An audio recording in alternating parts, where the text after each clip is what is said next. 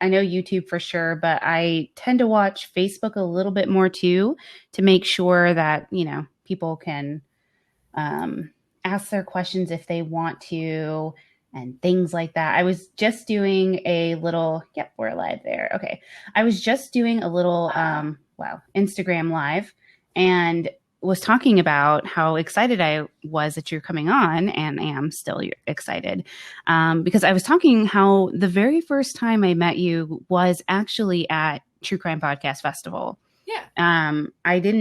I knew who you were, but I didn't know at the time that you had your own podcast yet, and that you were like launching it. I think I had only heard of the Missing Alissa podcast, and then everybody was like, Sarah's starting her podcast. Like, we need to support her and rally. And we're like, fuck yeah, dude. That's what we go and do.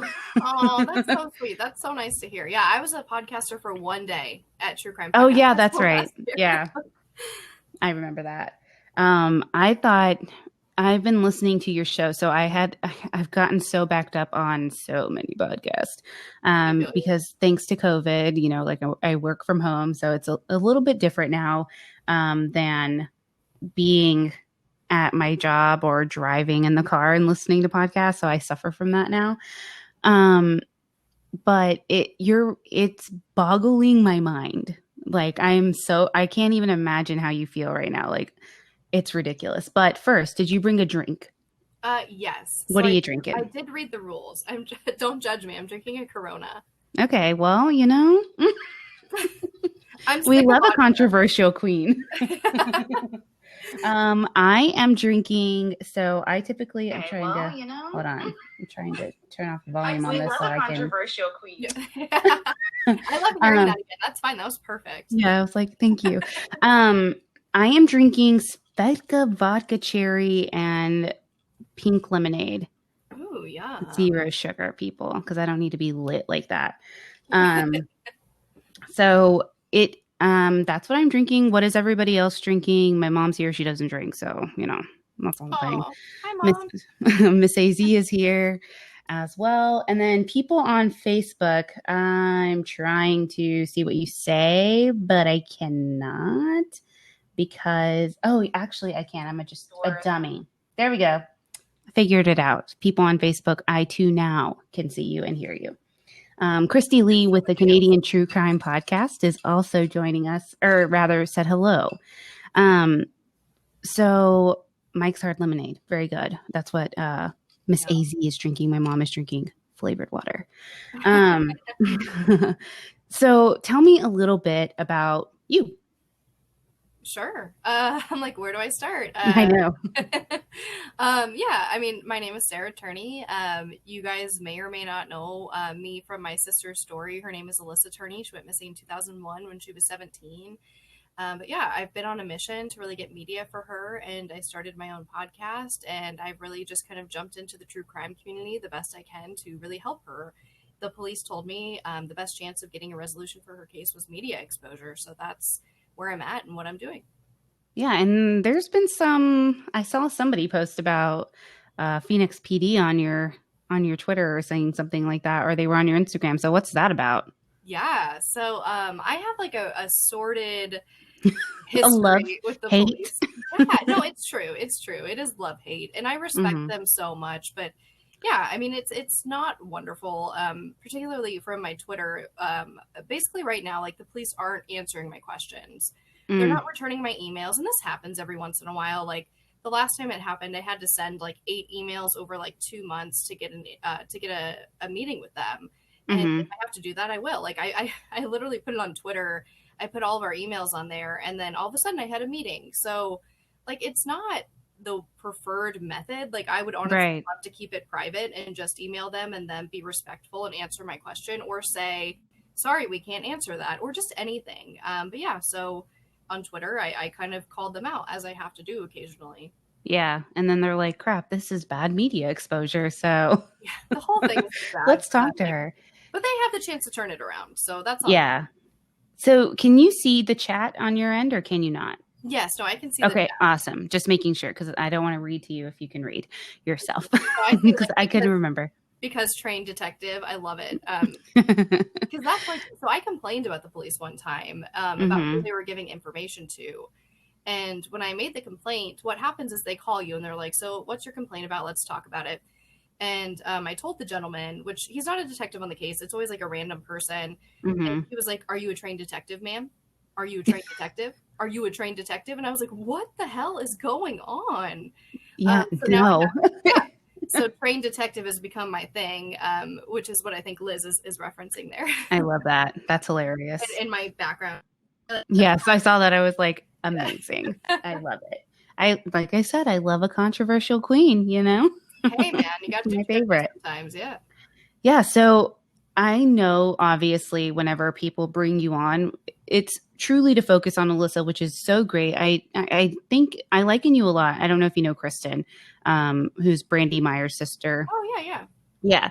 So you guys are very similar in that sense that like you fight so hard for your siblings. And it's something that like I can relate to in terms of if I had something like this happen nonstop, it's what it would be. Like I would use every platform that I could. But your story is so interesting because you were initially kind of backing up your dad, right? And then there was something that flipped on that. And I get that because I had an abusive father growing up and everything like that. So I had to kind of deal with the fact that like I loved him when I was little. And then as I grew up and realized like, oh, you're kind of terrible as a person.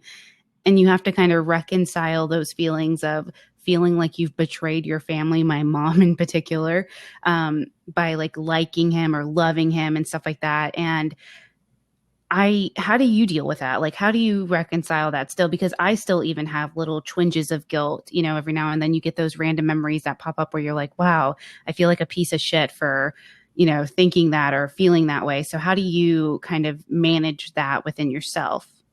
Yeah, I mean, it's hard. I'm not going to say it's perfect and that I can forget about him completely because that's not the truth, right? There are Mm-hmm. certain events that happen in your life where you want your parents there, no matter how terrible they are. At least you think about it, right? You think about Mm-hmm. what would it be like if this parent was here. Mm-hmm. But in another sense, like for me, it's very black and white because Alissa was like a mom to me. So like in my mind, this man probably took away most of the important people in my life. Mm-hmm. So I feel very fortunate and that I can kind of separate it and that I do see it so black and white and that I was able to kind of flip that switch. And a big part of that was speaking to him about all these things and confronting him with it. That was huge. You know, when I met with him Mm-hmm. in person and he said all these horrendous things to me, said all these horrendous things about Alissa, it was very clear in my mind at that point that there was no sympathy or love on his end, and I kind of felt like free, like that guilt had lifted. Like I don't need to worry about this man because this man Mm-hmm. hasn't worried about me since I was 8 years old or something. Yeah. I find that disparity so crazy because I was like, how does it go from a man wanting like to willingly adopt a child that is not his biologically to not caring that his biological child is out doing the things that he was concerned about? And to me, I don't know, it's gross to think about, but I'm like, was he like jealous and stuff like that? Like he didn't want her around these people, or was it truly just a control thing? Like I can't reconcile that because you both, like you and Alissa both had such separate relationships with him that I don't know how you feel about how, you know, about that. Yeah, I mean, I think there's a lot of different factors that go behind that. I think him adopting Alissa was a power play. I think it was very Mm, much if we're going to be a family, we're going to be a family on my terms, and all the kids are being adopted because he adopted my brother too. He mhm, adopted both, but of course, he didn't treat my brother the way that he treated Alissa. Alissa, of course, as most people know, was watched over heavily and controlled very, very much so, as opposed to the way I was treated. So I mhm, think it was control the whole time, especially when she began to suffer abuse. I think that he knew that he had to manipulate her in such a way that she would not speak. mhm. And then when it came to me, I think he spoiled the crap out of. I mean, it was spoiled to like an 8 year old, which means like here's candy or whatever. You don't have to go to Yeah. school. Not like I had millions of dollars or whatever. It was Yeah. very cheap to spoil me.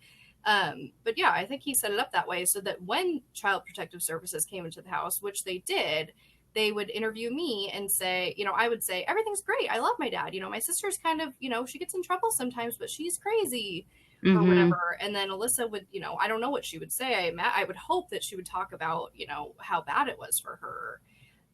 But yeah, I think he kind of pit us against each other in that type of way. And then, Mm-hmm. people have to remember my father had me when he was 40 years old. I was his sixth child. Yeah, he was like, I'm done. Exactly. No, and he's told me that. He's like, by the time you came around, like, sorry, like, I've raised so many kids. Like, here you go. Like, you can feed yourself or whatever. Yeah, Live your once you're life. independent, it's done. Well, yeah, I started like driving a car at like 13 years old. I know. Like I just, yeah, I was very, very independent. So yeah, I think that it was because of abuse that he controlled her in that way. And Yeah. checked out as a father that he didn't care much for what I was doing. Gotcha. Yeah. So I can definitely understand Alyssa's mindset in terms of not wanting to share that type of information because sadly, I also come from that background of being sexually abused. So I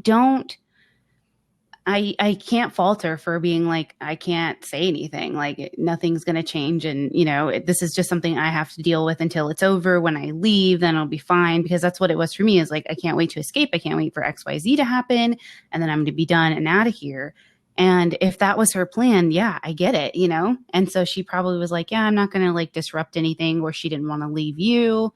Like I heard a lot of that in the conversations that you had with her friends, that she was so concerned about you and like trying to protect you. But do you think that your dad, knowing what he was capable of with Alissa, would be capable of the same things with you? Like, do you think you would have ever fallen victim to him in the same way that Alissa did, and the way she was manipulated? I mean, had he chose me to be a victim like Alissa, yeah, I probably would have. I mean, I thought my father walked on water like a lot of Mm-hmm. kids do. I thought he could do no wrong. So had he tried that with me, I mean, probably. I think Alissa would have fought for me more and would have not allowed that to happen, if I'm being 1,000% Yeah. honest. But yeah, I mean, I don't think I would have been above it in any way. Yeah, that makes sense. That's kind of what I was wondering. And I think that would have probably made her more bold and like want to speak out if something was happening to you. But I think that as the older sibling, much like with my siblings, they shoulder a lot of that burden so that you don't have to. They try to make your life easier, and you're just like, I know what's going on. Yeah, So it doesn't make anything easier for me. exactly. Well, Liz says, in my opinion, sexism plays a huge role, which True. I agree. And the thing is, like, I don't say this often because it's not really my business to share, but it's certainly not a secret that two of me and Alyssa's brothers are homosexual. So Mm-hmm. when you see my dad calling the police and asking if Alyssa being homosexual Yeah. is a crime, that blew my mind, because when I grew up, it But was your never. brothers were out when Yeah, he made that call? Oh my yeah, gosh. they've been out for a very long time, Mm-hmm. and we were raised that way, and we were never told like they're bad people or that's a bad way of life. There was no prejudice in there, and Mm-hmm. I don't know what those private conversations looks like, but outwardly, like, they were accepted and whatnot. Mm-hmm. So yeah, for him to do that just to Alissa was really weird, and he actually kind of did that to me at a certain point with a certain friend in 8th grade. He was very concerned that I was, becoming homosexual or whatever. But yeah, he seems to only care when it applies to women and not his sons or whatever. Sons. Oh, interesting. Yeah, that's a good perspective to put it in. I didn't think about it like that. Yeah, I got a kick out of, and I know how horrible, like knowing kind of what it escalated to. The phone calls and the transcripts of calling the PD and asking about like incorrigible kids. I was like, I swear to God, if he says incorrigible one more time, like I this is know. not the 50s. I You know. know, it's And like my people, kid's like, being bad. I know. Well, and you have to think that's how he grew up. Like, he Yeah. was born in 48. Like, I think it's a huge piece that people seem to forget sometimes. Yeah. He was 71. Yeah. But yeah, I know that sometimes people are like, oh my gosh, enough with the police reports. And like, I get No, it. I love those. Oh, you're so sweet. I always Yeah. like feel like I have to like defend it, because it's like, dude, like, No. it's an open case. Like, I don't Yeah. want the police to be like, you misinterpreted my police report. I'm like, no. Like, I read that Yeah. word for word. Yeah. And I just also want to give you kudos for how polished your show is. Kind of from the beginning. I've been podcasting for 4.5 years and stuff like that. And comparatively speaking, your first episode versus my first episode, you sound like you have a studio behind you and you have a network and all this stuff. Like, it's incredible that it just shows how passionate you are about getting things right for your sister, and I truly, truly admire that, because I was saying earlier, like, I couldn't imagine, like, I lost my brother in 2009 due to an accident, but I have finality with that, right? Like, I know where he's at and I have not the closure of it, but I don't have any unanswered questions about it. I know exactly what happened. And I couldn't imagine going as long as you have. Like, it's been 10 years for me, 18 plus years for you. Like, how do you beat yourself up? Because I saw your post when her anniversary came around of the disappearance, and you were like, this, I always promise her, like, this is the year I'm going to do it. But I hope you don't beat yourself up, because you're doing such a great job, truly, like, you really are. So how do you get through those days? Because for me, the month of February sucks ass. I hate it so much. But, like, how do you deal with the month of May, knowing, what's coming? Yeah, it's weird. And I don't beat myself up. I do like try to hold myself to a standard, right? Like every time it passes, I'm like, damn, you know what I mean? Like another year. It's not like I'm like, you suck, Sarah, or you're not Good. trying hard enough. Because like the people around me are like, you need to like take more time for you. Like I get it. Like I spend a lot of time on this. So I have that peace inside of me. But yeah, I mean, when it comes to dealing with like the anniversary and her birthday and stuff, it just kind of depends on what's going on. Like her birthday is obviously more sentimental. I did like the birthday stream and we celebrated her and it was positive and it was fun. But when it comes to the anniversary, that's when I'm like hard hitting. I want to get something crazy out there. I want people to know X, Y, and Z about the case and hopefully push it forward. It becomes more of like a rally. Yeah. You've done a great job. And you recently gained some TikTok fame, which super jealous about, trying to become TikTok famous myself. And I saw that Tiffany Jenkins also duet with you, or duetted. I don't know what the lingo is for these kids on TikTok these days. But yeah, I was like, hell yeah, go girl. Like, indie pods, dude, I'm all about them. So my heart like swells whenever I see somebody being successful like that. But have you gotten a lot of response from people on TikTok, or like messages and stuff? Like, what's that experience been like after you've gone viral essentially on TikTok? Oh my gosh, I know, it's so crazy. I never expected it. Like I have like always like I'm like, that's it, I'm gonna do TikTok, like just like everybody else. Like I downloaded it during quarantine. I was like, yes, this is crazy. Like this is stupid. And then I'm on there for like 6 hours or whatever. Oh my God, yeah. And then I'm like, setting up the camera and I'm like, okay, I have like a stand. I have like a $10 ring light. Like I'm so fancy. And I set it up and I'm like, like I don't dance. I'm just like pretending. But, I like start doing the moves. I'm like, this is stupid. Like, this is so stupid. Even in my first, I think it's my second video, I was like, Alyssa's worth looking like an idiot over, because I felt so stupid doing it. Yeah. But then, all of a sudden I got this like huge reaction. Like that second video has like 1 million views or something. Yeah, that's incredible. It's insane. But yeah, the reception has been amazing. Like I gained so many new listeners, so many new followers of the case. And they care, like the people who are sharing it and doing duets and stuff. Like the reception on TikTok, like I've gotten like a larger following and probably more of a positive reception in like the month I've been on TikTok than like all 11 years on Twitter. That's amazing. Yeah, I mean, I don't know what it is. Maybe it's just because it's such a cool platform that everybody's trying to use right now or whatever. But I dig that community, and like having that outlet to do it in like a dark humor type of way is actually like really kind of fun for me. Like this, like none of this entire thing doing it is fun. Yeah, but it's cathartic to release it. And I don't have to like look like a sad person sitting there crying. Like I'm fighting and I can be funny about it because it's so ridiculous. And I think it's the coolest outlet. I love TikTok. I spend so much time on it. Like it's my bedtime routine, and I'm like, oh my God, an hour's passed by. It's time to go to bed. So I haven't caught up to the latest episode, but and I don't want to spoil anything for anybody or myself, because I would be very sad. I'd be like, I already know what happens. But when when did you come, because I haven't gotten there yet, so I don't know, but when did you come to the realization that like, oh shit, like you did this?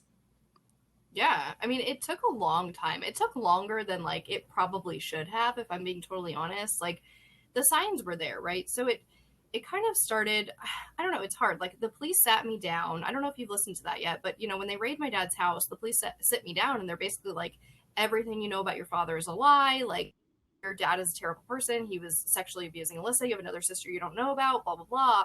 But like at that point, I am so enveloped in my dad's, I don't know, mindset or brainwashing or just loving him. You know what I mean? I Mm-hmm. hear that, which is why like on interviews for years and years and years, you'll hear me say like, oh, the conversation was like 5 minutes. And then I asked if I was free to go, because that's all I remembered. And then I get Yeah. this audio of it. And I'm like, this is 40 minutes long. What the hell did we talk about? Yeah, like what did I miss? Yeah, so they told me all those things, and it did not my brain, like not at all. And then about a year later, the ABC 2020 comes out, and they say basically the same things. Your dad took her out of school early that day, and I was like, what? She's being sexually Oh, abused. I'm like, what? So I started kind of hearing it for the first time there, and of course, I jumped online, started reading comments, and everybody was like, why is the sister like so stupid, or like, which whatever, I get, I don't blame anybody, but still that wasn't even enough. It took like years of me just going through life and my father progressively caring less for his children. mhm. Incident I point to, when I from college, I like graduated from college at the debt free. I bought a house, like I was like a store manager of a baby store, which was a huge deal to me. And Yeah. like I accomplished for what I had gone through. I was so proud of myself. And so when I finally got Yeah. to talk to my dad, I was like, look, pops, like, aren't you proud? And he was like, like your mom, I've been seeing your dead mom's like ghost or whatever. She's just like really disappointed that you dropped out of high school.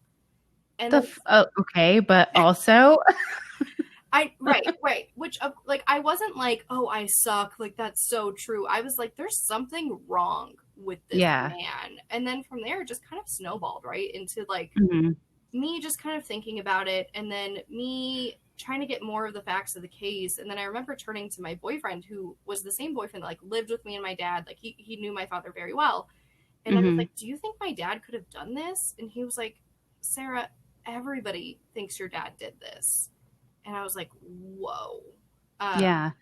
Did your brothers ever come to you at any point prior to you, making that realization on your own and saying like, we think you did this? Or did you ever hear rumblings like that? I know you talked to your aunt and stuff like that, and they're like, yeah, after talking to him ourselves, we're like, oh, he for sure did something. But like for you, I gather that it was probably because of your age, or again, the protection thing, because you're, the baby sibling. I get that a lot too, about like, you can't know this because you're a baby. Yeah. And I'm like, hi, I'm 32. Nice to meet you. I'm an You're adult like, now. baby. Yeah. Yeah, but I'm still a baby, like Yeah. to my family, like I'm still the youngest and I'm the, only girl, youngest child, whatever. So did they ever like come to you and say things, or did they ever have like open discussions where you were like, did he just say that he thinks our dad did it, or, like anything like that? So there's one incident I can point to, and it was when the house happened. Mm-hmm. Brother John to come pick up the dogs from the house, because we had 3 dogs. I was like, come get these dogs so I can like deal with the worst day of my life or whatever. And Mm-hmm. house, whatever. And we all finally meet back at my other brother, Mike. And my brother John turns to me and he goes, do you think dad could have killed Alissa?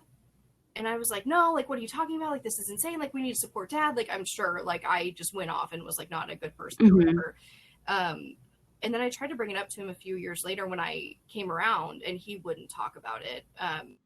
The only, like, the reason I found out that my brother James felt the way he did was because he went on ABC 2020 and was like, I don't know if our dad's innocent. And I was like, oh, like, I was so mad at him. Mm-hmm. But then, like, when I finally came around and everything started happening, when I started having these conversations with my brothers again, as, like a full fledged adult who wasn't like 19 or 21 or whatever, Because my brothers are like 20 years older than me. Like Yeah. the age difference is large. But I went to them and they were kind of like, yeah, like we all believe it. Like there's no big open discussions about it because I think we all Right. know what happened. You know what I mean? Like after everything came out with the police and the 2020 and stuff, it wasn't something like we needed to hash out the details. It was more like, yeah, like that's what everybody thinks and everybody Yeah. feels. Like none of his kids think that he's innocent. Does he have a relationship with any of them currently? One of them is my understanding. Yeah. And is that more of a keep your distance, like, hey, how you doing? Cool, see you later kind of thing, or is it actual like relationship? I mean, as far as I can tell, I think that they talk at least like once a week, I think is what I was Oh told. wow. So it's yeah. Mm-hmm. And it's It's his pretty serious. yeah. And it's like, it's his oldest You can't son. blame them. Yeah. I get it. I have to respect their choices. I have to. Mm-hmm. I can't sit there and like cast blame or whatever for what they decide. They're full grown adults. If they want to speak to him, that's on them. Mm-hmm. But this one brother did call me and he was like, "You need to respect dad no matter what happened. He's still our dad." And I was like, "No, sir. Like I we sure don't. like I respect what you do, but you need to respect what I do, and that's the end of that." Yeah. So yeah, it hasn't been easy. Yeah. It's definitely torn us apart. Really. So what's your relationship like with your like whole sibling group, would you say? Is it strained or is it just kind of like, we don't talk about it. We So don't talk about what I do or anything like that. it's gotten better over the past, I'd say like 6 months or so. Basically, Good. since this case update that I can't speak fully to has come out, I think they kind of realized what I was trying to do. They saw a slight progression in the case and was like, holy shit, maybe Sarah's like not crazy or whatever. Um, Mm-hmm. and they finally like started just not being kind of terrible to me because for a while, like we just weren't talking. Like there was no talking. Like I wasn't invited to birthday parties. I wasn't invited to, all the kids stuff, which, broke my heart. Yeah. But now I think that there's more of an understanding. We still don't talk about it. Like it's not a pleasurable subject to bring up. Mm-hmm. But I'll let them know of like major events and things. And one brother is a contact person on the case now. So Oh, good. essentially, yeah, the people being contacted for Alyssa's case right now, me, Alyssa's biological father, and my brother. Okay. That's great. So Carrie Ann on Facebook. Sorry, Carrie Ann, we have not done an update on this. I am talking to Sarah Turney, who is the sister of Alissa Turney. She is her advocate. So that is what we're talking about, just her thoughts in general on her sister's case and kind of where we're at today and how she's dealt with it. So that is what we are discussing today, Miss Carrie Ann. So what do you think? Do you think that your dad is going to actually confess, or do you think that it's just another game to kind of keep you around? Yeah, I think it's just another game. I don't know if it was necessarily to like keep me around. I think Mm-hmm. like when you hear that conversation between him and I in 2017, like he's just mocking me. Like he's just Mm-hmm. taunting and mocking me and like being unkind. And I think he has no plans to confess. I think if he was dying on his deathbed and knew the exact time of death, he would still not tell me. Mm-hmm. I think he's just spiteful that. Yeah. So do you think, so I was listening to kind of the timeline of events of when Alyssa went missing. And some of the stuff makes it seem like, I don't know if that's what you were alluding to or anything like that, but do you think that he had assistance from anybody with this? I don't know. I think it's a possibility. Yeah. And there's Because you talk about a lot about the unknown numbers and stuff and how there's not really a direct link. So I'm just like, wait, could this have been, like some other person who's helped him? yeah, I think it's definitely a possibility. Whether that's somebody that he like had blackmail on or somebody he paid, I don't know. Mm-hmm. And there's a few different things to point to. Like you said, who was he calling? Why does he not remember? Have any vague idea? Where was from that day on our landline that was always recorded? Every phone call recorded going in, every phone call going out. Like where are those? And Mm-hmm. then those trips to California. Like, I don't know what he was doing in California for so long, for so many trips. Like, that summer, Did I he was just, drive or did he take a plane? no, he drove. Mm, hmm So I think, yeah, I yeah, think it's that's so possible he had cool. assistance, but I don't know.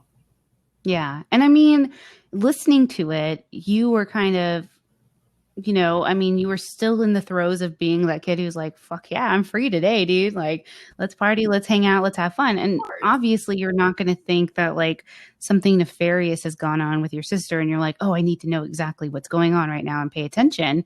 And I noticed that you've said that a lot. Like, even on the Mile High podcast, you were talking about when Alissa got in trouble for smoking weed, that you kind of just like everything kind of dissipated and you were like, no, no, no, like a bunch of white noise and you just didn't hear what they were yelling about. But then you also kind of say the same thing about, you know, your interview with the police. Like you were just like, I think when when you were put in those type of situations where trauma is going to happen, your brain's like, let's turn it off. She doesn't need that.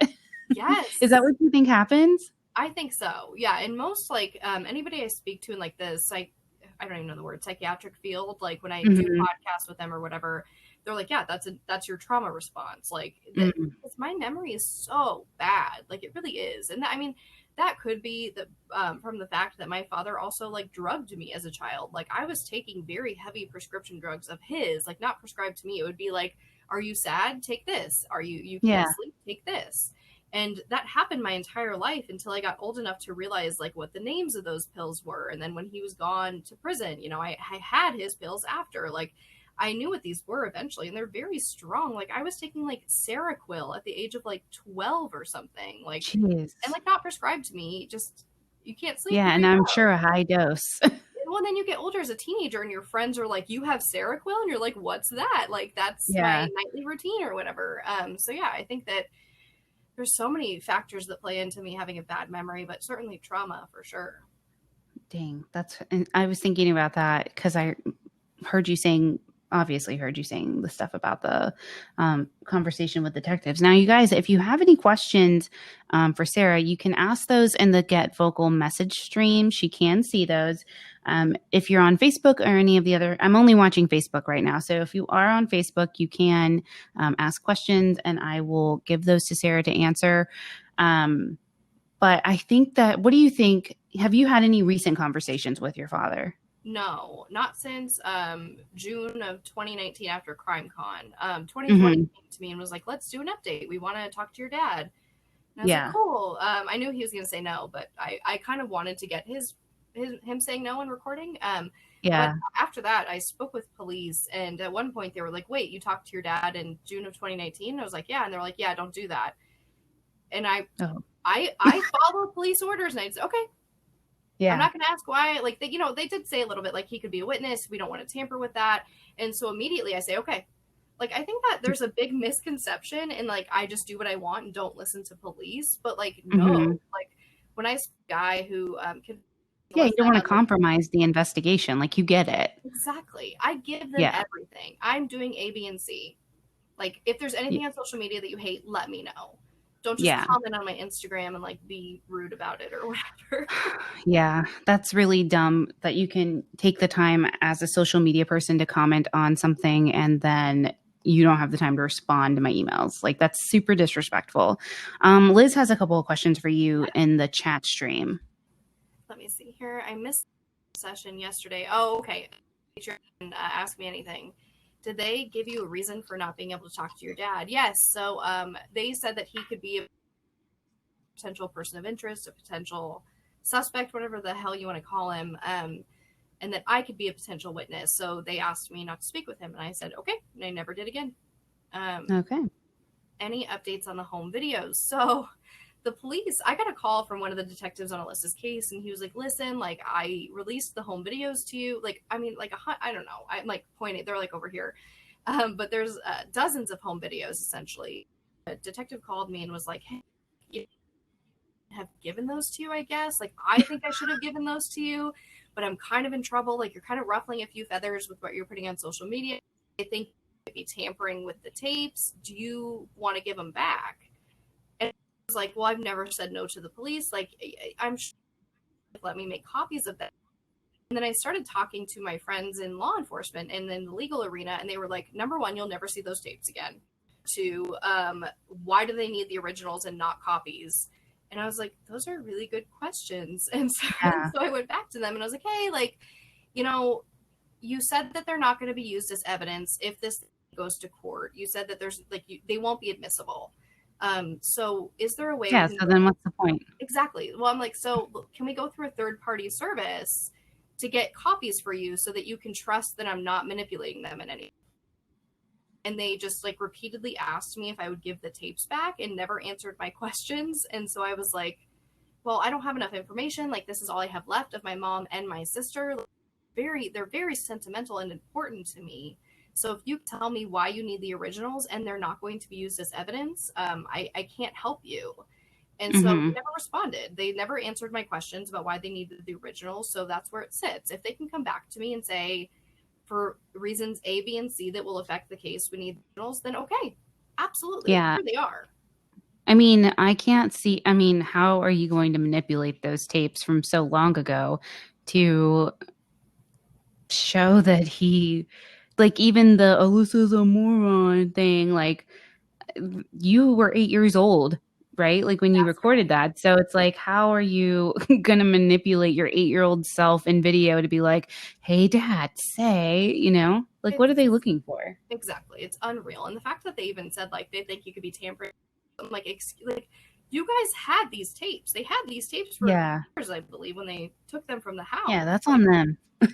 They I'm like, that's on you. They each came with a little tiny sticky note that says, on this date by this person. So. Yeah, and they obviously didn't find any reason for them to keep it or have it and give it to you. I mean, and they gave you the original. So, you know, I would think if you are in the law enforcement field, you would have made a copy for yourself. So you'd be like, let me just keep this as a backup.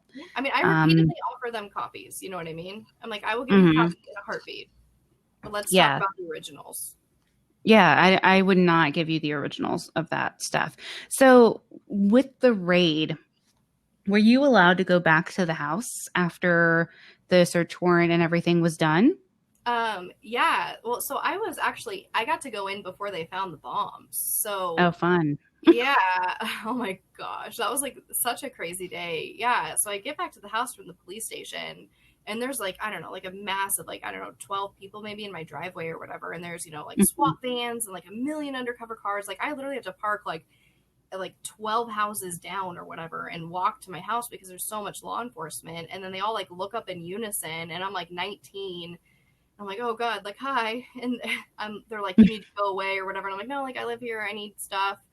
And eventually they escort me through the house because like I'm in college. I'm like, hi, like, can I get like my paper that's due tonight? Like, thanks for ruining my life. Like, I have an important deadline. I know you got bombs in here, dude, but.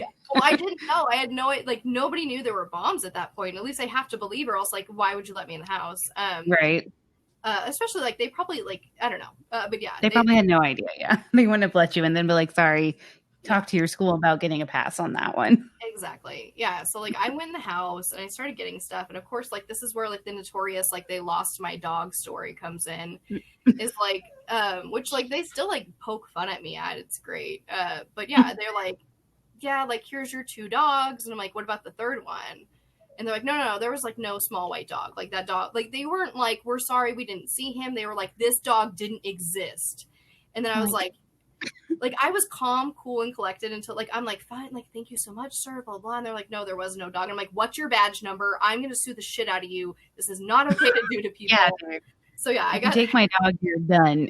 Yeah. So it was just such a weird experience. But yeah, they did let me go in. I got some stuff. They watched what I put in. Like they were like, what are you putting in your bag? And at one point I literally dumped my entire bag out on the couch and I was like, tampons and dog food. Like, is there anything else that you want from like, it's probably the brattiest moment ever. But yeah, they did let me back in. I got some stuff and I was not happy. And I stayed on the scene for like an hour or whatever, looking for my dog. They like cordoned off the neighborhood. I have no idea what's going on. I just sit there and wait for my dog. And yes, I found my dog and it was the best experience ever. But and then I go home or I go to my brother's house and I see the bombs on the news and we were all, what the hell is happening? And then I got to go back home, I think like 3 days later, maybe a few days. And did you find any, like, was that your opportunity to, I mean, I guess maybe not because you weren't in that space to be like, oh, my dad did this. So I would imagine that if you were you now with what you know, you'd be like, I'm looking all over this place. So like what happened to the stuff that was left in the house? Yeah. So I Like, kept the house for like 2 years or something, but my dad went to mm-hmm. prison, and at a certain point I was like, listen, my boyfriend's parents are like moving away and they want us to take over the mortgage, and they like have a pool and it's a much nicer house and it would be the same price. And my dad Yeah. was like, go live your best dream. Like, stay in that house until they take it away from you. Don't pay the bills. Like, thank you, Dad. And, Of course. and You would. he was like, just let the house go. You know what I mean? He's like, don't do anything that's going to affect your credit, but like, who cares about mine? I'm going to be in prison forever. And so I didn't let the house go. But the stuff, I wish I took more. But that house, there's some screenshots of it on like 2020 and stuff. It was like a hoarder's house. My dad kept every single piece of paperwork for his entire life. I literally still have the x-rays of my mother's like cancer in like 1991 or whatever. Like, even I still keep things because like at this point it feels kind of just terrible to throw away. Yeah. But yeah, so I did retain as much as I could. But a lot of it I didn't think was important. I mean, obviously anything marked Alissa, I imagine I kept. But yeah, I mean, so much was thrown away, given away, left at the house. I mean, probably like a whole U-Haul full. That's insane. Yeah. That is crazy to me. Yeah. This is partly the reason why I don't ever cover like unsolved cases on my show, because it's so like, I need finality, right? Like, I need to know the end. And what do you think? Like, I know that you're super hopeful. I feel like in some way you're going to know, right? Like you and Kristen, I just can't imagine. I'm going to murder people. I'd be like, listen, I'm just going to have to kill you to get this information. But what do you think ultimately happened to your sister? Yeah. I mean, just given the track record of what my dad did to my sister, I have to imagine that he probably, like he had many times, picked her up early from school, took her somewhere into the middle of the desert, and this time things went different. And it's hard to know if something happened in that moment and then he kind of staged that scene at our house, or if it happened before. This was premeditated, right? I believe it was premeditated because of the note. It's pretty much solely because of that note. You know, her runaway note was analyzed, and it's believed that it was written at 2 different times, and it also references a completely different situation from a completely different day that my aunt verified. So it's an old runaway note that is now placed there on the day that she's gone. And of course, in addition to the phone call a week later, I believe that was also staged. So as much as as much as it kind of feels better to think it happened spur of the moment, as crazy as that sounds, I really do think it was premeditated to a certain extent. But yeah, I think that he did what he did in the past, and this time had a different outcome. Yeah. And he was like, oh shit, like, hello. Yeah. I hate the desert for this reason, because it's so hard to find anything. But do you hold out hope that you are going to find your sister?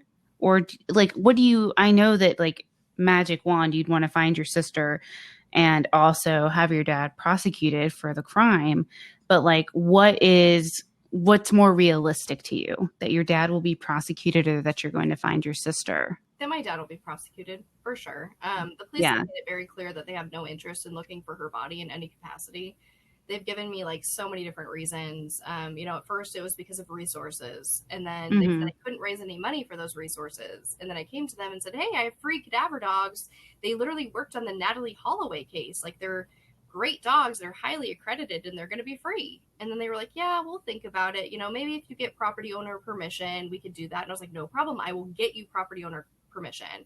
And then over email, they were like, absolutely not. We will never support, not never, but we cannot support a search at this time. But have you done anything, or have you considered doing it on your own and just being like, let's take him out there. We have the permission. Let's do it and see what we find. So it's like a plan D for me. Just because, number one, I don't think we need a body. Number two, it scares me to look for it without them. Like, unless I had some like crazy neutral third party videographer to like document every single thing, obviously if we find Alissa's body, I don't think that you can refute that evidence. But I'm afraid of what the police's reaction will be if they don't find it themselves. Like, Right. They're just such wild cards. It just scares me. And the fact that they won't say, okay, yeah, we'll send one police officer with your search to make sure that everything's cool. Like, you've already spent millions of dollars. I mean, I have to imagine at least hundreds of thousands of dollars in tax dollars over these two men spending 10 years looking for Alissa. And now you're telling me you can't send one police officer out there to help me with a search, or just sit there. Just to observe it. Yeah. Just to observe. I wonder if you could hire a off-duty cop to do it. Oh, that's a really good idea, actually. I mean, yeah, because we hire off-duty cops for like security issues at, at my old workplace or whatever. We worked in insurance, so it would be like an agent be like, "I'm going to kill this guy," and so we'd be like, "Okay, cool. We're going to need a guy with a gun on site." Yeah. So we would have off-duty police officers present, and so I wonder if that's a good way to do a loop. Like, I'm happy to pay you your hourly rate and have you there. So it's something to consider. I don't know that I don't know if it has to get approval. Like, I was never involved in that process or anything like that, but they get hired for events. So yeah, I'm like, what's the point of you not, maybe I need security. Stand here for me. Yeah. Well, it's like extra money. I think they usually make like time and a half, which I'm happy to pay or whatever. Yeah. Granted, that's what I said. I'm like, I'll pay you. But yeah. I mean, it's definitely something I will do if I have to get there. But I have not given up on getting this traditional prosecution, because there are so many cases that have been tried in Maricopa County, the same county that Alyssa's case is in, without a body and with less, in my opinion, less circumstantial evidence. So yeah, there's a lot that I think a reasonable jury would be able to convict your father on, even if he waived the jury trial and went with, and the best part, right, with the jury trial in Arizona, which is my favorite thing, is that they get to ask questions and they get to go and say, well, hey, what about this, and poke holes in things, right? Which most traditional juries don't get. Like in Texas, if they had that, I'd be so excited. But they don't. Like, I think Florida and Arizona are two states that I know of. I think Florida, I'm not sure, but Arizona for sure. And I remember when the whole Jodi Arias thing happened, I was like, you get to ask questions about this? Like, what? Yeah. That's crazy. But you see the point, like, it makes sense. So it kind of boggles my mind, especially with all of the stuff that you have from their own evidence. That the podcast is all their evidence. Yeah, that it does not make sense, and it does not like compute for me.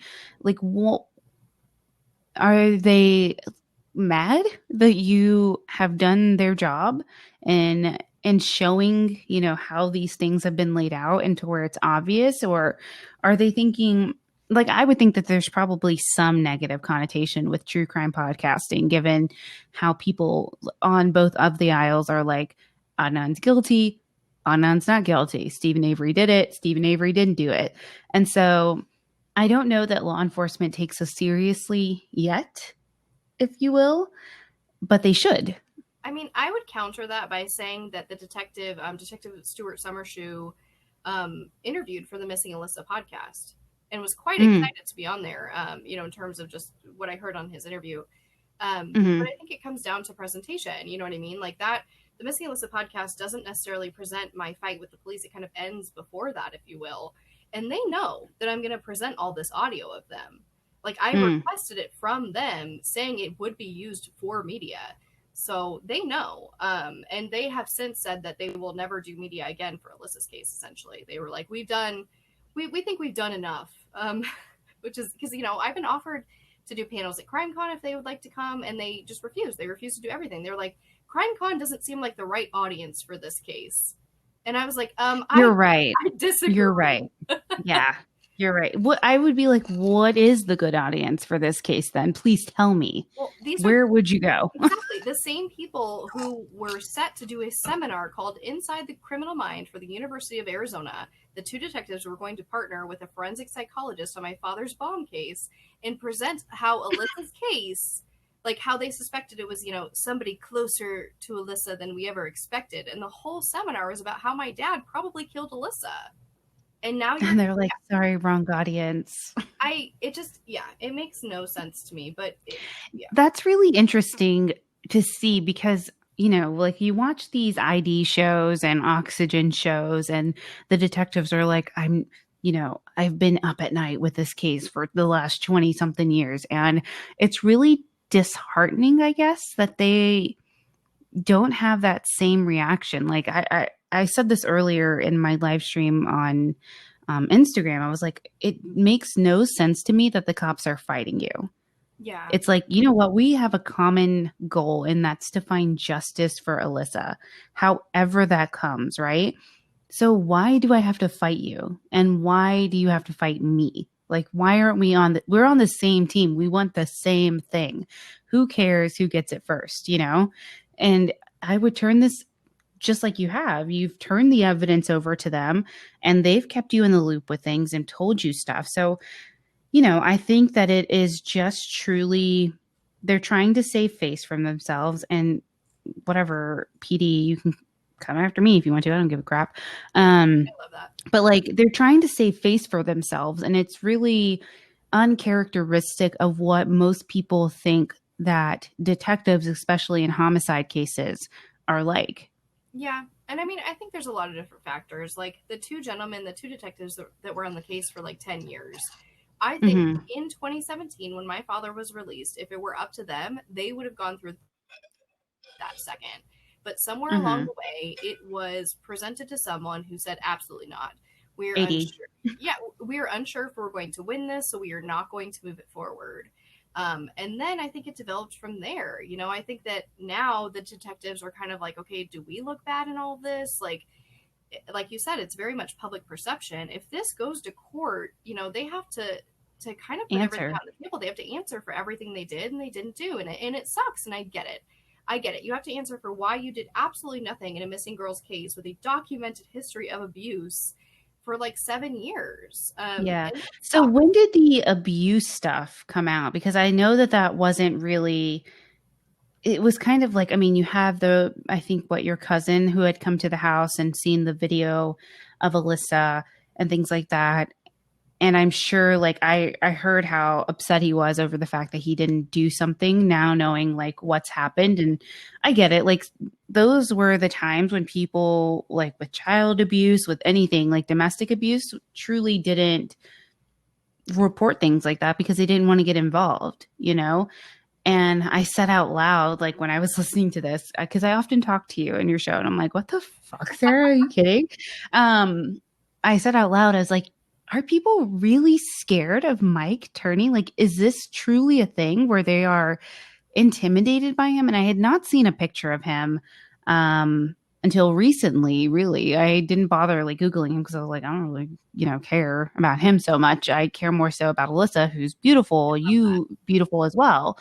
And I was just like, how did he manage to be so manipulating and so controlling and so like such a force that people were like, not willing to do this, And he was, I mean, to his credit, he was super eloquent in his statements. He talked to you in circles so that you were either tired and you were like, sure, dude, whatever you want, no problem. Or you were like, yeah, you have a case. Like, yeah, that's really interesting. I get it. Like, he's kind of a typical narcissist in that way, that he finds a way to manipulate you.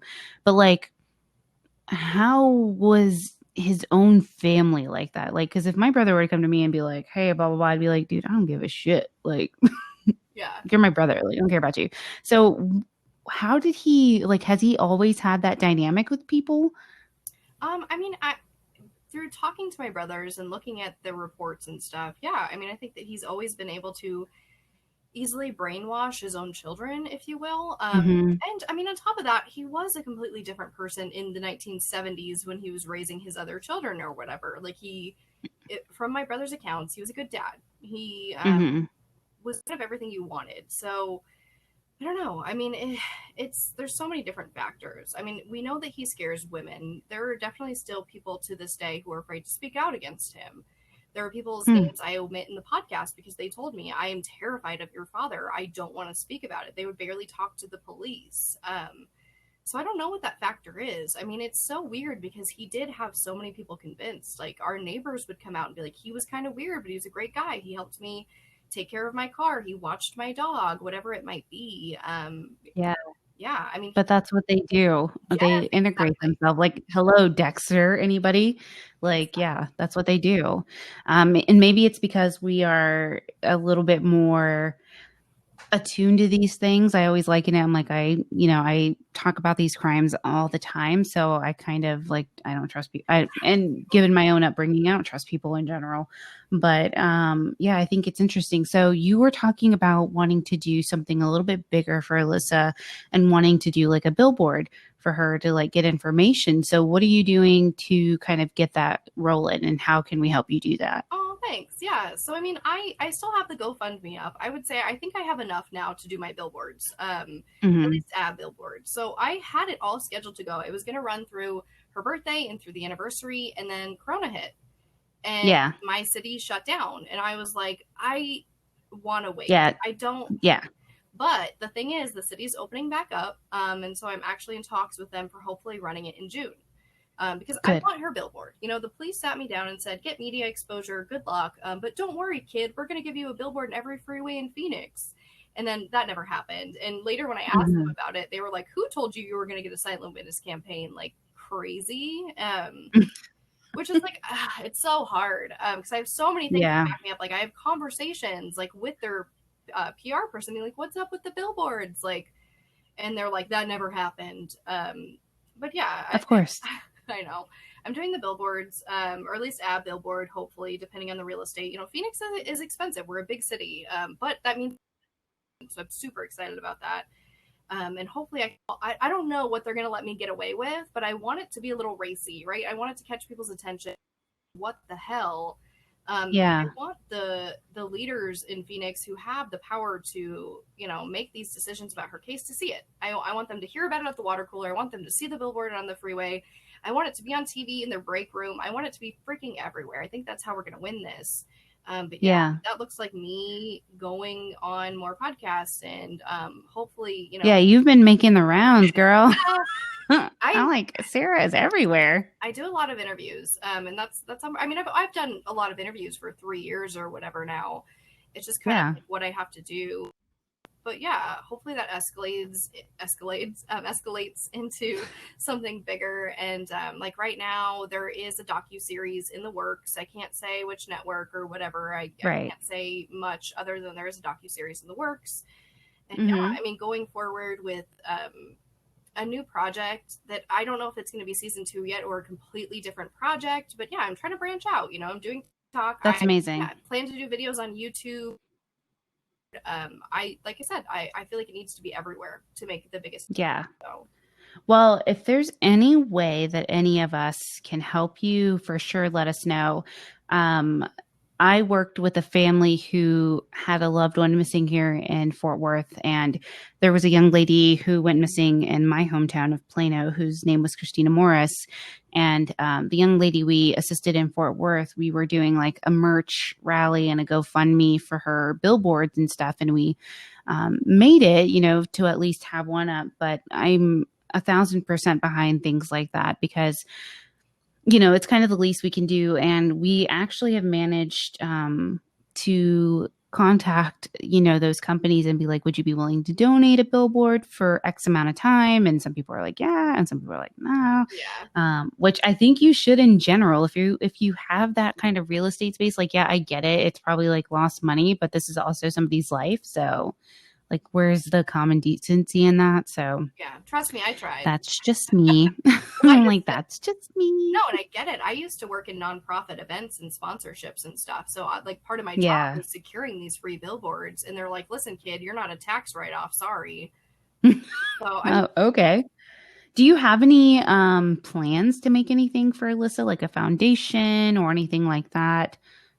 yeah, so there's a few things I want to do. I want to start a nonprofit. Actually, I could thinking of nonprofits where I help other people like me, other people who are fighting for justice that don't know what to do. Maybe they need help in how to do social media. Maybe they need help on how to do interviews, talking to the police, even just a case review, things like that. Just real practical real world skills that hopefully they can take out there because there's no freaking handbook for this. You know what I mean? I learned everything the hard way, And of course, this case isn't going to apply to everybody, but maybe it can help a few people. So yeah, I would love to do that in some type of fashion. But more immediately, I would love to get something enacted like law in Phoenix, which is really, really simple. Like, get this. It's going to be like, I'm like so excited. I feel like there's no way they can say no. All I want is if an underage person runs away, I want a police officer to visit the home. We're done. That's it. Yeah, That's it. That's the entire law. They don't? Nope.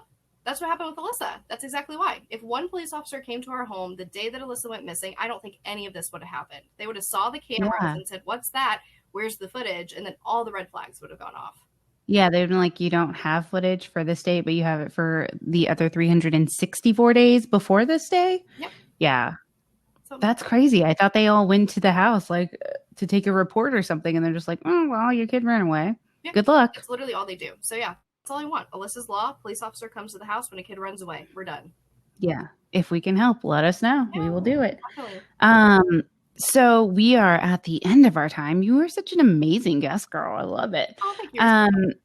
Thank you. Oh, thank you. Where can people find you to support you, and like tell us where the deets are, where we can follow you? Yeah, of course, you can listen to Voices for Justice podcast, Apple Podcasts, Spotify, everywhere you can find podcasts. And then I am all over social media. You can catch me on Twitter. I have, personal at Sarah E. Turney. There's the Voices for Justice, Instagram, Facebook, TikTok now. Come find me. Yeah. I love She's TikTok famous. Oh my gosh. When people I'm like, stop. It's super exciting. It's super fun. If you are cool about true crime and don't care about getting some dark humor, come follow me on there. It's a ton of fun. You're not that bad, girl. I love it. I'm like, oh my God. Like when you're like, the detective says you have to get me. So you're like, no problem. But you have crippling social anxiety. I was like, feel you. Yeah. I feel you. Oh my gosh. And just a reminder for those before we end the stream that if you are watching on any other platform except for outside of Get Vocal, rather, that if you send me your screenshot of you subscribe to our channel and also Sarah's channel, doesn't matter if it's mine or yours, you're on Get Vocal, right? Yeah. I go on and yes. So sorry.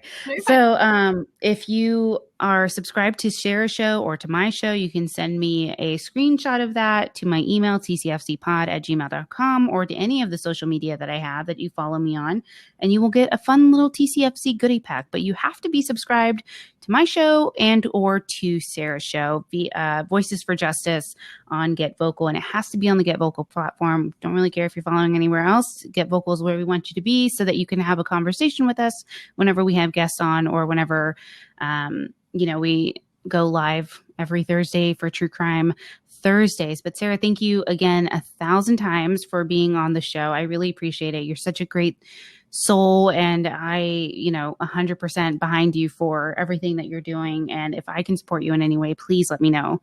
But other than that, I'm going to stop the broadcast, and then make sure you tune in tonight. We're also going to have Josh Hallmark is going to be doing True Crime Bullshit right after this. And then Sarah's going to be going on doing her live stream, Voices for Justice. So make sure that you're subbed to that channel and then you tune in.